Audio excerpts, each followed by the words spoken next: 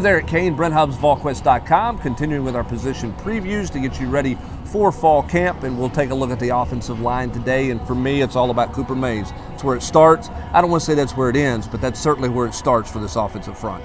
Yeah, Cooper Mays. Now you're talking about going on a 3-year starter. Got a little taste of his true freshman season, and he's the crafty veteran. He knows this offense, and he and Jerome Carvin, kind of those two leaders. And I think what he learned from the Trey Smiths of once upon a time ago, and some of these elder guys like Carvin, is how to lead in this room, and it's his now. So certainly you don't want him to get hurt. That was always been a thing the last couple of years, and I think we found who would be number 2 this spring, but you don't want to get to that point.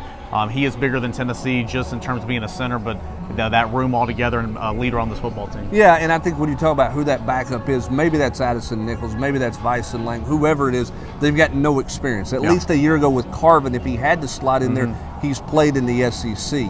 Now you're talking about playing a backup at center who's not only not played center, but they've never played in the SEC any meaningful snaps. So bubble wrap him up through fall camp, because you don't want him to get a lot hurt. of maintenance days. Yeah, he is a guy because the center's such a vital key to this offense going the way Josh Heupel wants it to go from a tempo standpoint.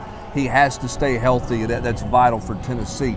Elsewhere on that offensive front, you've got some bodies that have played. You got some bodies that have played who are going to be in new positions. But at guard, you've got Javante Spraggins, who's played a lot. That left guard spot is really going to be an interesting battle. I think it opens with Ollie Lane as the leading candidate. Can he hold that job? And who are those other candidates for them at that left guard spot? Yeah, that's probably the biggest question mark, kind of entering spring or fall camp of this position group. Sure, you got to be solidified on the right side of tackle, and we'll get to that in a moment. But you look at that left guard spot, and I think it comes down to 4 guys. Ollie Lane, as you mentioned, he's a guy that's been here. He's played some. He's started games. He knows this offense from an athletic standpoint, and from a guy that could just be a better overall player at that position. There are some, but are they ready? We'll have to see. Addison Nichols is a guy that is a guard by trade, played a little center, we already mentioned, but I think he'll be in that running as well. Andre Carrick, the transfer from Texas, kind of got his feet wet a little bit in this offense, and it's going to take more than 15 practices. And so I don't think that counting him out right now would be the smart play, but will he be eventually that left guard? We'll have to see. It's going to be a huge fall camp for him. And then you have Jackson Lampley, who, like Ollie Lane, hasn't seen as much playing time, but this is now his 3rd year in the offense. He knows the expectations, and at least when I look at this guard spot, it's a huge question mark, but you do have some guys who have played and who know the system, and we'll have to see which one of them just kind of runs out and takes it. Yeah, I mean, even if Ollie Lane's maybe not the most talented guy, he's played against Alabama, he's played against Georgia, he started at Missouri, he's played in this league, which has to count for something, and it gives them depth on both sides at the guard spot.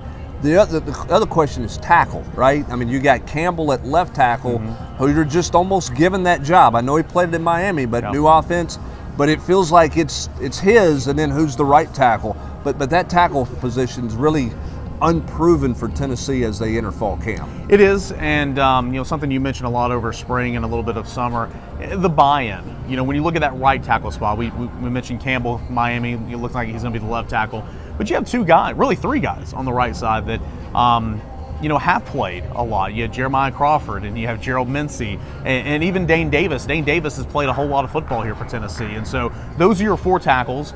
Who wants to go up and take that spot at right tackle? Who will embrace the move from the left side over to the right side? I think the coaching staff kind of sees Gerald Mincey might be the most physically talented of the mix, you had the other one, J.J. Crawford, who played a whole lot of snaps for you and will go down as a Tennessee legend for puking through his face mask against Alabama. So anyway, those guys have played, and that at least makes me feel better about the offensive line.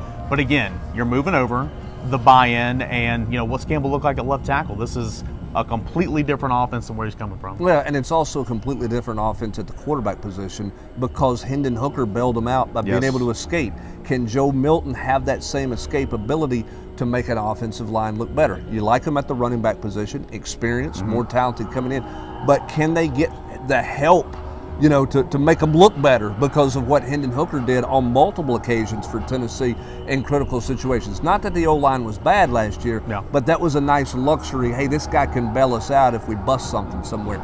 Can Joe Milton do that to help this offensive line out, particularly early as they start to get that continuity and get their feet wet? You got bodies. Where they all fit in that puzzle is going to be fascinating to watch in August. He is Eric Kane. I'm Brent Hubbs, Volquest.com.